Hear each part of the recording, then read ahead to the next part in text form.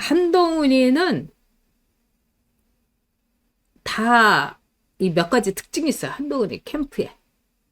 지금 배신자들이 다 모여 있는 거죠. 이 김기식이도 한동훈이, 김근식이도 한동훈이 캠프에 가 있는데, 김근식이가 안철수하고 그동안에 막 같이, 좋아 죽겠다고 막 따라다니지 않았습니까?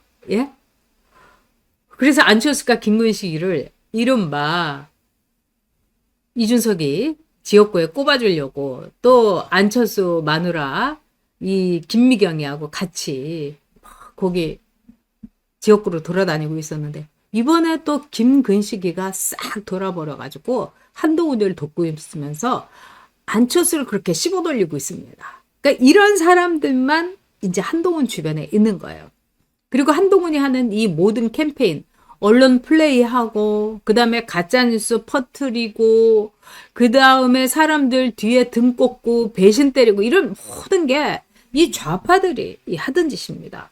그래서 좌파들이 말하자면은 언론 플레이를 통해 가지고 딱 한번 띄워놓고, 그 다음에 한동훈이 입으로 샬라샬라 하고, 그리고 밑에 있는 이 팬덤이라는 이름 아래 이 떨거지 조직들, 이 할머니들, 한모니들, 한망구들, 한딸들, 이 사람들이 막 미쳐 돌아가면서 이 한동훈에 대해서 한동훈 아니면 안 돼! 이러면서 막 그 심술궂은 이런 막 한마디 한마디로 이 사람들에게 증오를 뿜어내고 있는 거죠. 그래서 뭐 무시무시합니다. 그래서 뭐 귀여운 할머니들이 아니라 정말 추한 할머니들 이 대행진을 하고 있어요. 네. 우리 또 아버지의 여정 써내리님께서 또 애국 청년들을 위해서 네, 또 성원해 주셨습니다. 아유, 감사드립니다.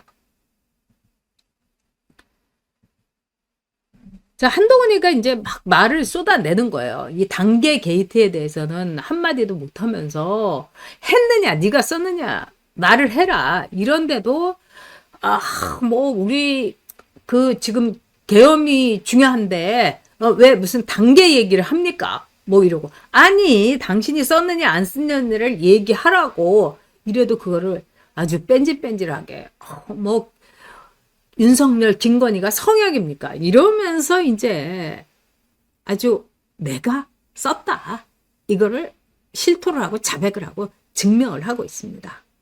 근데 한동훈이가요, SNS에 나왔다고 그럽니다. 저는 막 보지도 않았어요. 근데 기사를 통해서 봤는데, 진짜 진상이더라고요. 그러면서 한동훈이가 뭐라고 했냐. 30번 탄핵보다 이 계엄이 더 진상짓이다. 그 한동훈이는 지금도 윤석열 대통령 그렇게 씹고 비난하고 비판하고 이 등에 칼 꽂고 진짜 잔인합니다. 소름 끼치는 놈이죠. 그리고 진짜 나르시시스트예요. 지가 잘났다고 생각을 하는 거예요. 이제까지 국민의힘의 토론에서는 자기가 자기가 갖고 있는 능력의 10%밖에 안 썼다 이거예요. 그래서 10%밖에 안 쓴 놈이 단계 게이트에서 썼다, 안 썼다. 하고 싶은 안 썼다는 말도 못하면서 도망가면서 깨갱거리던 놈이 뭐 토론에서 10%밖에 안 썼다? 이러면서 이재명이를 만나서 자기가 이 대선 토론에서 붙게 되면 200%를 쓰겠다고 2%도 못 쓸 놈이 정말 비열한 서울의 복권님 말씀대로 비열한 놈입니다.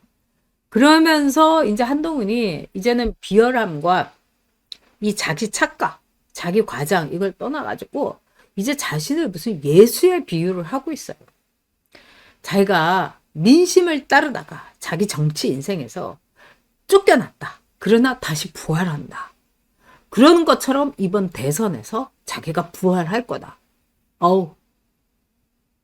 정말 역겨운데 여러분들이 이 한동훈에 대해서 정말 확실하게 잊어버려서는 안 되는 겁니다. 그러니까 한 배신, 한 유단은 우리가 반드시 몰아내야 됩니다. 한동훈밖에 없어. 이 놈들 뭐 이러면서 이 할머니가 막 타다닥 하면서 하루 종일 이제 좌판 두드리고 앉아 있는 거죠. 요즘은 정말 이 70, 80대도요, 열심히 활동하시는 분이 많아요. 그리고 한동훈한테는 아까 여러분들 이제 여론조사도 보시면 알겠습니다만 아주 그 신기할 정도로 여자들의 이 표가 많습니다. 그러니까 아까도 제가 여러분께 보여드렸습니다만 이 홍준표는 이제 남자들이 이제 홍준표를 좋아해요. 그래서 홍준표는 남자들에게 아주 압도적으로 홍준표 나름으로 30%. 그런데 여자한테는 15%죠. 근데 한동훈은 어떠냐? 여자들한테 29%, 30% 가깝고요. 남자들한테는 반토막이에요. 그러니까 남녀 고루 이렇게 표를 받는 사람은 우리 김문수 후보밖에 없다. 이렇게 봐야 되는 거죠. 네, 우리 에라님 말씀대로 한동훈이가 국민의힘 후보로 나오는 것도 정말 이상하죠. 한동훈은 기본적으로 보수가 아닙니다. 저는 한동훈이가 그동안의 이 여러 가지 이 상황이나 이런 걸 보면서 참 이제 의심스러웠어요. 근데 오늘 또 제가 기가 막힌 게 이게 이제 빗겔에서 이게 이제 삭제가 됐는데 제가 일부러 이제 이거를 캡처를 떠뒀어요. 그러니까 오늘 이제 자기가 누구 찍었다 뭐 이러면서 사람들이 계속 이제 올렸어요. 뭐 김문수 찍었다는 사람이 제일 많고 거의 김문수였습니다. 그런데 이 한동훈이라고 하면서 이제 뭐 윤호개인까지 이렇게 이러면서 뭐라고 했냐면 한동훈이 대통령 되어서 윤석열 사면시켜야 돼. 이거를 그냥 막 도배를 하는 거예요. 그러니까 이제 하다 못해가지고 윤석열 대통령까지 팔아먹고 있는 거예요. 그러니까 한동훈이 돼야지 윤석열 대통령이 사면 된다. 여러분, 한동훈이 윤석열 대통령한테 진짜 테러를 한 거 아닙니까? 탄핵시켰고, 그 다음에 파면시켰고, 테러를 한 놈이 어떻게 윤석열 대통령 사면을 시키겠어요? 사면은커녕 무기징역 나오면 사형시켜야 된다고 그럴 겁니다. 근데 이 한마씨들이 이런 식으로 이 공작을 하고 있는 겁니다. 진짜 이 소름 돋습니다. 지금 이제 한동훈의 가장 큰 문제점은 한동훈이 보수가 절대로 아니라는 거죠. 이 좌파라는 거죠. 그래서 앞서도 제가 잠깐 말씀드렸습니다만 한동훈은 국민의힘을 먹으려고 하는 겁니다. 자기가 대선 후보가 된다고 이제 생각은 하지만 뭐 대선 후보가 돼서 이재명이 이긴다는 거는 생각하지도 않고 룰루랄라 하면서 이 당만 먹겠다 이거예요. 만일 한동훈이요 대선 후보가 된다, 국민의힘의 대선 후보가 된다, 그럼 그 즉시 국민의힘의 대표성은 대선 후보가 갖는 겁니다. 그러니까 한동훈이가 대선 후보가 되면 국민의힘은 한동훈의 당이 되는 거예요. 모든 결정은 한동훈이 하게 됩니다. 그러니까 쌍권이들도 그러니까 이선으로 이 결정권이 이제 물러나게 되는 거예요. 한동훈이는 지금 돈을 많이 쓰고 있죠. 그래서 뭐 전화도 그렇게 많이 하고 뭐 온갖 문자에다가 다들 이제 지겨워가지고 부들부들 떨고 그러는데 한동훈은 돈을 이렇게 많이 쓴다 하더라도 이거는 거의 비트코인 10년 전에 산 거하고 똑같이 남는 장사다 이렇게 생각하는 거죠. 아니 자기가 몇 수십억을 쓴다 하더라도 경선에서만 국민의힘의 모든 재산 거의 1,000억 원에 가까운데 그거를 이제 내가 먹는 거다. 그리고 80만 당원들 뭐 당원들 내가 대선 후보 된다고 뭐 탈당을 한다고 해도 아이고 뭐 10만 명이나 탈당을 하겠어? 5만 명이나 하겠어? 그것들 어쩔 수 없이 나 찍을 수밖에 없지. 한동훈은 이렇게 계산하는 겁니다. 그러고 나서 한동훈이 갖고 있는 이 강성 3인주의, 그래서 민주당이 이제 짝퉁 정당을 만드는 거죠. 이게 어떻게 보면은 일본의 그 이중대 역할을 자민당의 이 55년 체제를 줄곧 유지하게 만들었던 게 누구냐? 민주당이에요. 민주당. 그래서 이 민주당 지금의 이제 민주당입니다만 그 전신이 뭐 이렇게 여러 가지 이렇게 섞여가지고 일단 자민당에 이 대척을 했던 게 이제 사회당이었어요. 사회당. 이 사회당은 말만 사회당이지 전혀 이렇게 선명성이 없었습니다. 그리고 자민당하고 중대 선거구 속에서 꼭 2등 당선을 한 거예요. 1등은 자민당, 2등은 사회당. 그러니까 앉아서 그냥 배지를 다른 거예요. 너무너무 좋죠. 그러니까 사회당 대 자민당이니까 이 사회당은 좌파 정당도 아니고 그냥 왜 유사한 말하자면 그냥 이중대 정당이에요. 뭐 이거는 뭐 이념도 없고. 근데 한동훈이가 대선 후보가 되고 국민의힘을 먹는다 이러면 정말 민주당은 땡큐죠. 이재명이도 땡큐고. 그래서 지금 민주당에서 한동훈이 되기를 그렇게 고사를 지내고 있대요. 그리고 민주당이 한동훈에 대해서는 일체 비난하지 않지 않습니까? 뭐 김문수라든가 홍준표라든가 하다못해 안철수에 대해서도 씹으면서도 한동훈에 대해서는 비난하지 않습니다.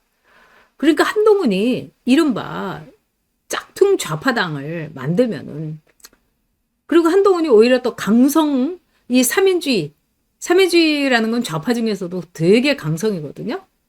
그러면 김경률이도 불러 제끼고 뭐 함은경이 그다음에 좌파나 마찬가지인 뭐 이 윤희숙이 뭐 네 이런 애들 다 이렇게 모아가지고 뭐 쿵짝쿵짝 거리면은 민주당에서 보면은 쟤네가 저렇게 더 세게 나가고 그럼 뭐 우리는 뭐 이 정도면은 온건한 좌파냐 이렇게 볼 수 있는 거죠. 그래서 여러분 이복현 같은 애가 오늘 뭐라고 했습니까? 이복현이 이제 임기가 6월 15일까지라지 않습니까? 근데 이복현이가 자기는 뭐 임기를 채우고 나서 당장 뭐 그만둔다고 하더니 그만둬야죠. 상법이 비토됐는데. 그런데 이제 한독수 막 씻고 앉아 있더라고요. 뭐 최상목이는 이 상법을 개정안을 비토하지 않았을 것 같은데 한독수가 비토를 했다. 뭐 이러면서 한독수를 막 씹어 돌리더라고요. 그러더니 자기는 보수 정당으로 가겠다. 그리고 민주당으로 가진 않겠다. 자기가 정치를 하게 되면 보수 정당인 국민의힘에 하겠다. 이런 소리를 하는 거예요. 와, 제가 이걸 보고 너하고 한동훈이하고 다 얘기가 됐구나. 이런 생각이 들더라고요. 그러니까 이복현이 같은 이 상법 개정안은요. 주주가 한 주만 갖고 있더라도요. 그 회사에 대해서 소송을 할 수가 있는 거예요.